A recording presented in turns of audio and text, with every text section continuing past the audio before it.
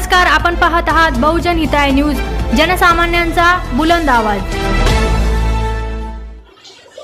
आता भविष्यामध्ये आम्ही उद्यापासून 11 तारखेपासून वर्धापन दिन झाला की 11 तारखेपासून आम्ही विधानसभेच्या तयारी लागणार आहोत। आम्ही आजपर्यंत आमच्या पदाधिकाऱ्यांनी कार्यकर्त्यांनी ग्राउंडमध्ये बूथ कमिट्या मोठ्या प्रमाणात केल्या, परंतु काही ठिकाणी राहिल्या असतील त्याचा गावगाव जाऊन आढावा घेणं, तसंच शेतकऱ्याला भेटणं, शेतीच्या बांधावर जाणं, शेतकऱ्यांकडून त्यांच्या ज्या अडचणी आहेत त्याच्या संदर्भात आम्ही 27 तारखेला जिल्हाधिकारी निवेदन दिलंच आहे की आमचं म्हणणंच आहे की देशात समजा राज्यामध्ये संपूर्ण कर्जमाफी या शेतकऱ्यांना मिळाली पाहिजे।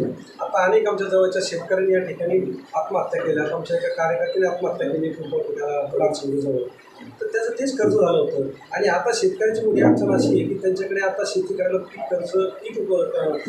शेतीला पैसा नाही आहे, तो पैसा शेतीला नसल्यामुळे ते बँका त्यांना आता कर्ज द्यायला तयार नाही, तर त्यांना एक तर त्यांचं पहिलं कर्ज आहे ना आता कर्ज मिळत नाही। शेतकरी शेती पिकाला म्हणजे बी भरणाला शेती मशागतीला पैसा नाही आहे, तर तेव्हा त्यांना आता नवीन कर्ज बँकांनी तात्काळ हे कर्ज दिलं पाहिजे। याच्यासाठी कलेक्टरला आम्ही निवेदन दिलं आणि 20 तारखेपर्यंत 11 ते 20पर्यंत हा जिल्हा दौरा करून आम्ही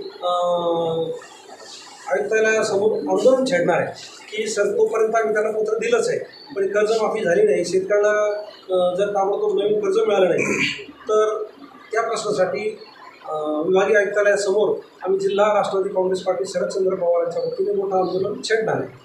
बरेच शेतकरी जे आहेत त्यांना बरेच बँका कर्ज देत नाही, त्याच्यामध्ये आतमध्ये असे शेतकरी तुमच्या संपर्कात आहेत? असे अनेक शेतकरी आमच्या संपर्कात रोज मला कमीत कमी 10 तरी शेतकऱ्याचे फोन येत असतात किंवा या बँकेत कर्ज फाईल केली, कर्ज देत नाही, उद्या शेती कशी करायची।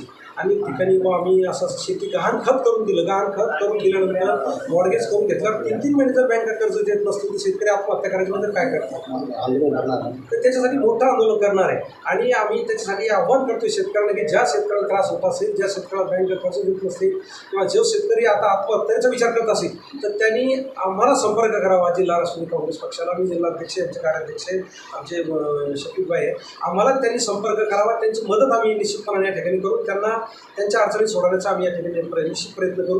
कारण आमच्या 10 जूनच्या वर्धापन दिनानिमित्त हेच आम्ही शेतकऱ्याचे प्रश्न, फक्त आम्हाला शेतकऱ्याचे प्रश्न घेऊन पुढे जायचे आहे।